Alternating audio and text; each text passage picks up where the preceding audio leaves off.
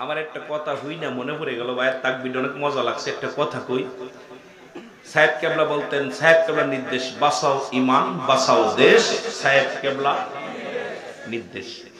আমার নবীজি বলছে, তিরমিজি শরীফের হাদিস 3952 নাম্বার। কত নাম্বার? এই বলেন কত নাম্বার? 3952 নাম্বার হাদিস। রাসূল বলছে, আমি দেখতেছি আমার উম্মতের মধ্যে একদল উম্মত বাইর হবে, তারা নিজেরা মূর্তি পূজা করবে, অন্যকে মূর্তি পূজায় সহযোগিতা করবে। আমি এখন ওনার কথাটা, সাহেব কেবলার কথাটা হঠাৎ করে হৃদয়ের ভিতরে গেঁথে গেছে।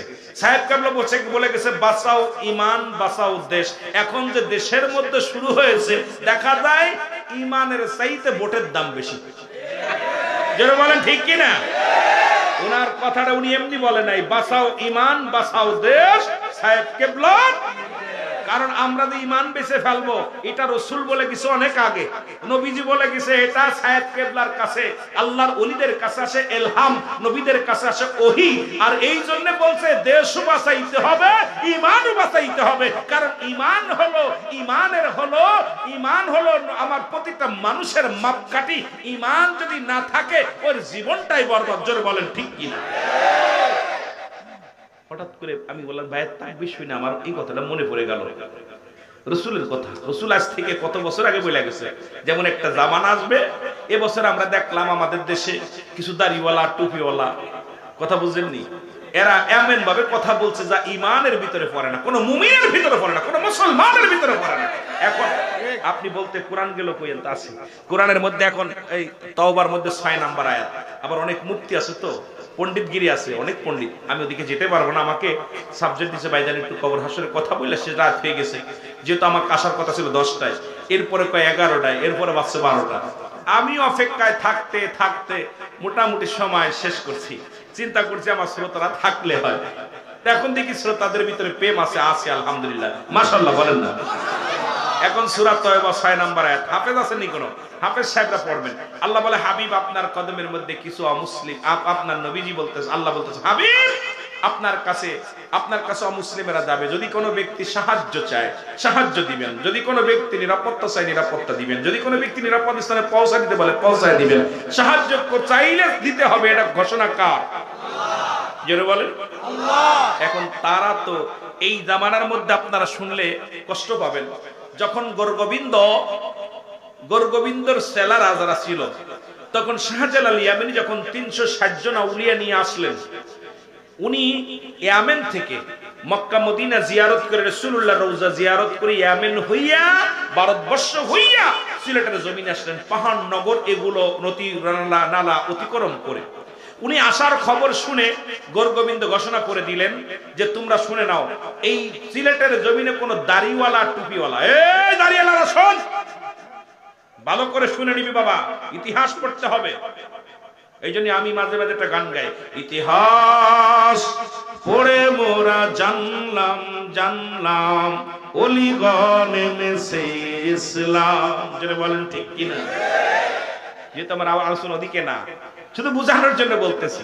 ঘোষণা করে দিলেন, কোন দাড়িওয়ালা কোন টুপিওয়ালা এই জমিনের মধ্যে আসতে পারবে না। নৌপথ বন্ধ, এ বাবা শোন, নৌপথ বন্ধ, বিমান পথ বন্ধ, নদী সব বন্ধ করে দিলেন। যদি কোনো ব্যক্তি দাড়িওয়ালারে পার করে, তাকে শিরচ্ছেদ করা হবে। যদি কোনো দাড়িওয়ালা টুপিওয়ালারে কোনো ব্যক্তি গাড়িতে উঠায়, তাকে শিরচ্ছেদ করা হবে। যদি কোনো ব্যক্তি দাড়িওয়ালা টুপিওয়ালাকে কোনো বিমান যোগে সিলেটের জমিনে আনা হয়, তাকে হত্যা করা হবে। নির্দেশ কার? এ জোরে বলেন কার? কার খায় মুসলমান হয়েছে? সব করা ভালো করে শুনে নি বাবা। এই জন্য আমার ওই সাবজেক্ট নাই, এই জন্য যেতে পারতেছি না। যাওয়ার দরকার, আপনাদেরকে জানার দরকার, অনেক ইতিহাস জানার দরকার। এগুলো আমরা বই পড়ে শিখেছি, আপনারা এখন তো পড়েন না, জীবনে তো পড়েন না। এরা রিসার্চ করেন, ওই ফুলতলি মাসলাতে রিসার্চ করেন। যিনি এশিয়া মহাদেশে কিরাতের জন্য, কোরআনের জন্য যার অবদান, এটা রিসার্চ করলে বাইর হবে যে তার অবদান কি। এটা দেখে অনেকে নাক শিখতেন, কথা বুঝেননি। তাদের অবদান কি জানেন? কোরআনকে বর্তমান এশিয়া মহাদেশে কোরআনের ধারক বাহক ফুলতলি মাসলাদের যারা আছেন, জোরে বলেন মারহাবা, আরো জোরে বলেন মারহাবা। কষ্ট পাচ্ছেন নি? এশিয়া মহাদেশে, শুধু বাংলাদেশ না। কিন্তু আমরা তো বাড়ির খবর রাখি না। বাড়ির খবর রাখি কেউ? বাড়ির খবরই তো রাখি না, বা ঘরের খবর রাখার দরকার আছে না? এগুলো জানার দরকার, এদের জানাবেন। এই জন্য আমি অনেক সময় বলি, বক্তাগুলো যারা আসে তাদেরকে জানতে বলবেন, যারা এই সমস্ত নিয়ে রিসার্চ করে, তাদের গবেষণা করে। শাহজালাল ইয়ামিনী আসলেন 360 জন আউলিয়া নিয়ে। তখন নৌপথ বন্ধ, উনি ওই আপনার ওই কোথায় সুরমা নদীর কিনারে এসে দাঁড়ায় গেলেন। দেখেন রাস্তাঘাট হাঁটতে হাঁটতে এসে কাশিয়ে বন দিয়া, জঙ্গল দিয়া, পাহাড়ের কোল দিয়া এত কষ্ট করে এই বড় বড় পাহাড় অতিক্রম করে উনি আসলেন। পাহাড়ের মধ্যে পাথরের আঘাত খেয়ে 360 জন আউলিয়া নিয়ে আসলেন। আসার পর রব্বে কারিমের ইশারা হয়েছে, সিলেটের জমিন চালু করতে হবে, সিলেটের জমিনে ইসলামের দাওয়াত দিতে হবে। এই জমিনের মধ্যে অগাছা আবর্জনা ভরে গেছে, এখান থেকে এই আবর্জনা সরাইতে হবে। গুরু গোবিন্দের জন্য ছুটে আই শাহজালালের নির্ভীক সৈনিকেরা, কতল করো গোবিন্দরই মুর্দা গুন্ডা খানা। জোরে বলেন ঠিক কিনা? শাহজালালের পাক ভূমিতে যারাই আসলো ভাগ বসাতে, শাহজালালের পাক ভূমিতে যারাই আসলো ভাগ বসাতে, ওরে আবর্জনা কতল করে সুন্নিয়াতের ফসল ফলা। ছুটে আই শাহজালালের নির্ভীক সৈনিকেরা, ছুটে আই ফুলতুলি বাবার নির্ভীক সৈনিকেরা। জোরে বলেন ঠিক কিনা? আবর্জনা তাড়ানোর জন্য নিয়ে আসলেন, রাখার জন্য না। যখন আসলেন তখন নদীর কিনারায় বসে 2 রাকাত নামাজ পড়লেন।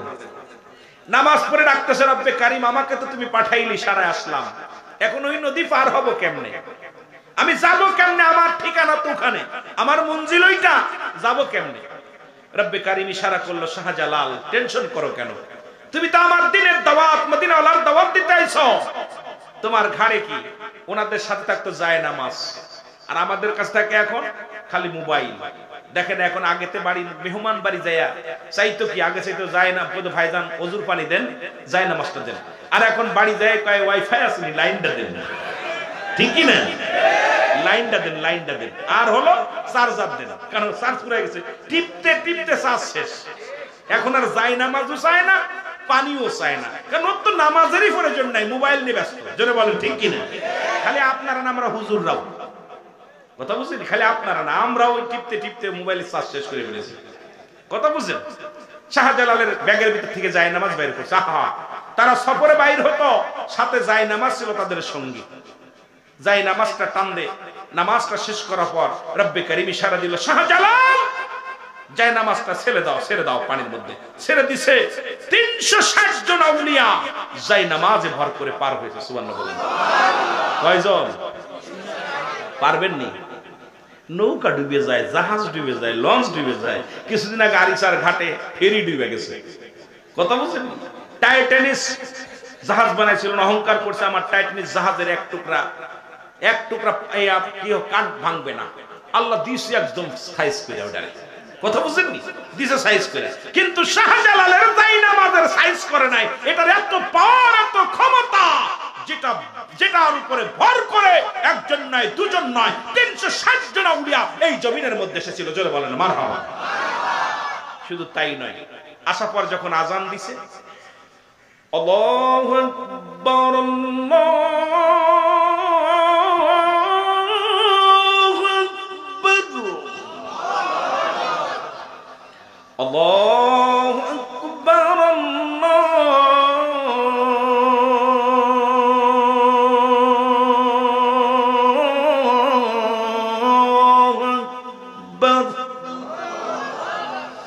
আশহাদু আল্লা ইলাহা ইল্লাল্লাহ।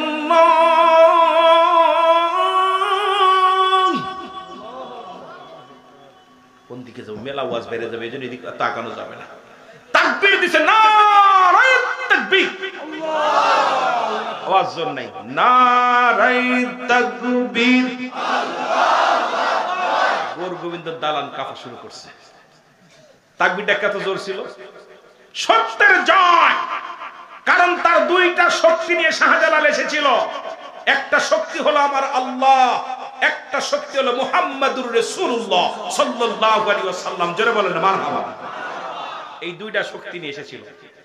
সিলেটের দাড়িওয়ালা টুপিওয়ালারা হলো, খালি দাড়িওয়ালা টুপিওয়ালাদের বিরোধিতা করো, শাহজালালের বিরোধিতা করো, শাহপরানের বিরোধিতা করো, শাহ মখদুমের বিরোধিতা করো, ফুলতলির বিরোধিতা করো, জানতে হবে, ইতিহাস পড়তে হবে।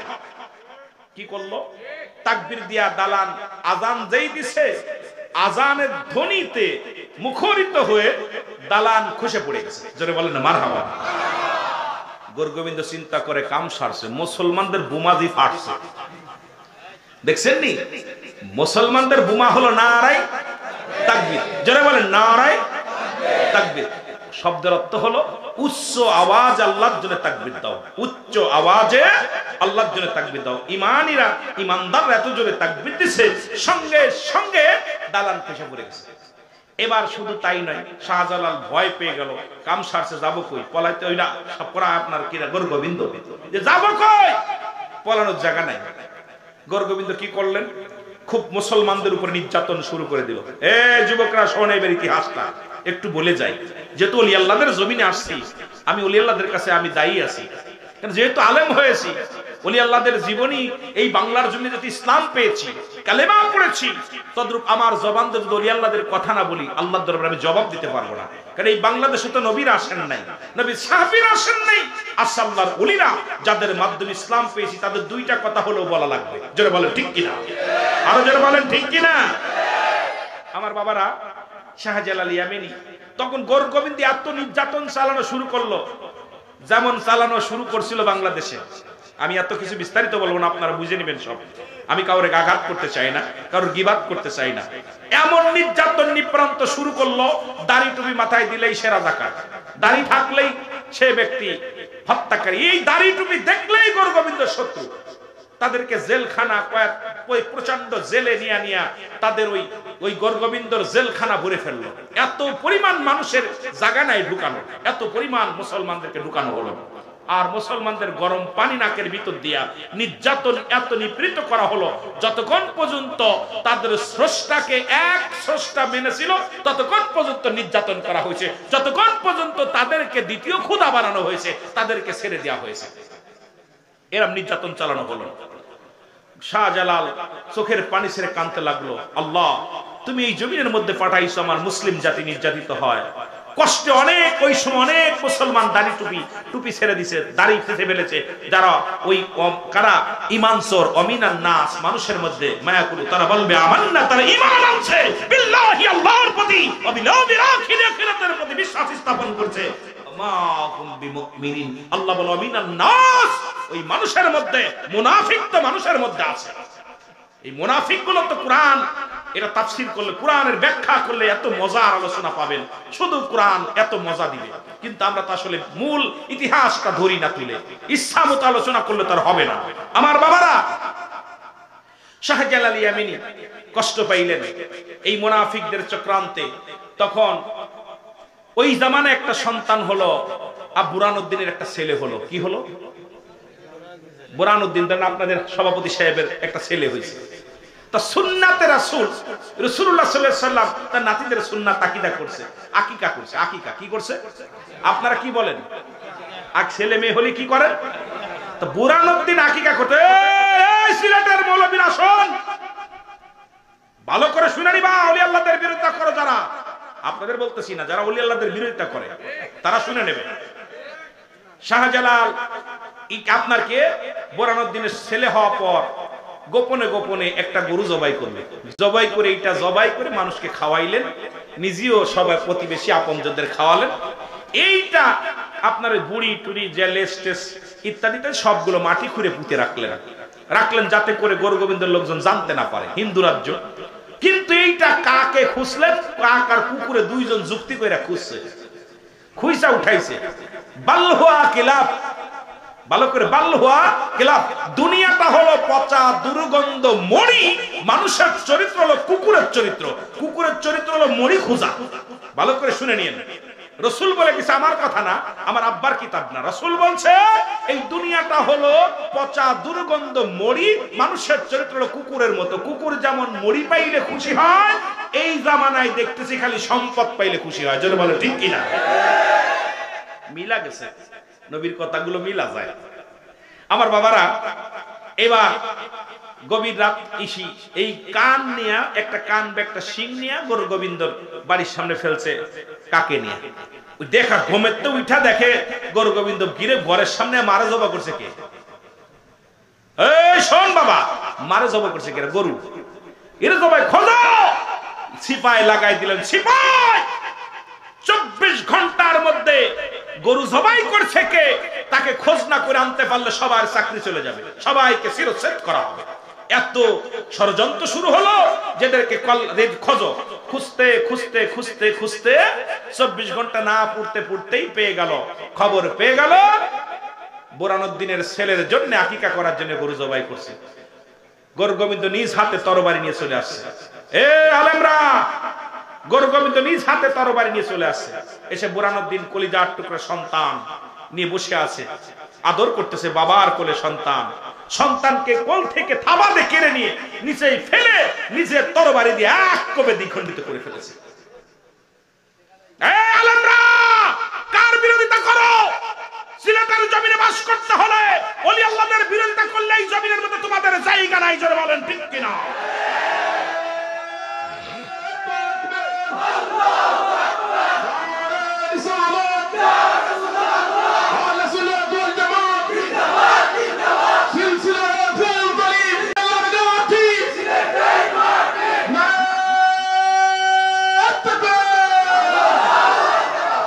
শুধু যুবকদের দেখে কথাটা বলতেছি আব্বারে দরকার নেই ওলি আল্লাহ মানার তোর দরকার নেই কিন্তু বিরোধিতা করিস না তোর ভালো লাগলে দরকার নেই আমি বলতেছি না তোর পীরের কাছে যাইতে হবে কিন্তু বিরোধিতা করিস না বাবা মা জন্ম দিছে হয়তো ভালোবাস কারণ বাবা মা সবচেয়ে বড় ভূমিকা পৃথিবীর মধ্যে আনার জন্য বাবা মায়ের ভূমিকা ছিল বড় যেটা বলেন ঠিক কিনা ইসলাম চিনার জন্য তাদের ভূমিকা ছিল বেশি এই জন্য তাদেরকে অসম্মান করো না এই জন্য কথাটা বলতেছি তখন উনি শাহজালালের কদমে চলে গেলেন শাহজালাল বললেন এত এই জামানা চলতেছে এখন ওদের রাজত্ব রব্বে কারিমের কাছে সেদিন দোয়া করেছিল রব্বে কারিম আমি আমার সন্তানের বিচার চাই না আমার কলিজার টুকরা সন্তানের বিনিময়ের জন্য এমন একটা দিন যেন আল্লাহ তুমি এই জমিনের মধ্যে এনে দাও যেন পৃথিবীর মধ্যে বাংলাদেশের জমিনে সবচেয়ে বেশি গরু কুরবানি হয় সুবহানাল্লাহ বলেন না বেশি পশু কুরবানি হয় জোরে বলেন না মারহাবা দোয়া করেছিল আজকে আমার একটা পশু কুরবানি করার কারণে আমার ছেলেটা কুরবানি হয়ে গেছে আমার ছেলের জন্য দোয়া করি আল্লাহ তাকে তুমি নাজাত দাও আর এই জমিনের মধ্যে যেন হাজার হাজার গরু কুরবানি হয়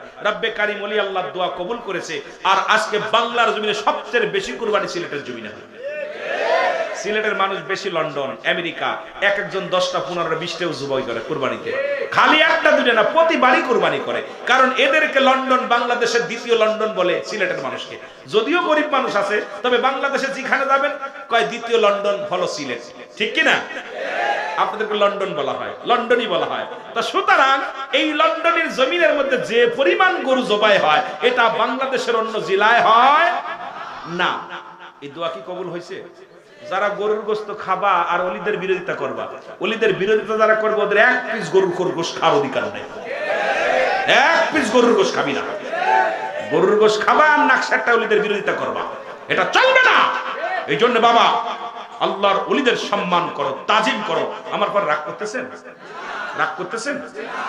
আমি আপনাদের সত্যটা বলে গেলাম এখন মানা না মানা আপনাদের ব্যাপার এই জন্য এই জমিনটা ধন্য সিলেটের জমিন ও সিলেটের জমিন রে তুই যে বড় খাঁটি রে তোর বুকেতে আসে গো শুয়ে অনেক কাউলিয়া বলেন তোর বুকেতে আরো জোরে বলেন ও সিলেটের জমিন রে তুই যে বড় খাঁটি রে ভালোবাসি তুই যে বড় খাঁটি রে তোর বুকেতে শুয়ে আসেন অনেক কাউলিয়া বলেন তোর বুকেতে শাহজালাল শাহ পরাণ শাহ বদরপুরি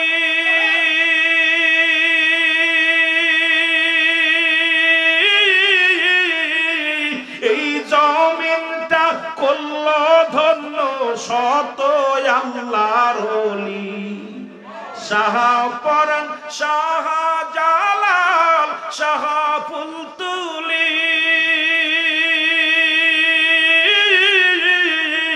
যে এই জমিনটা ধন্য করলো, আছে আরো কত অলি।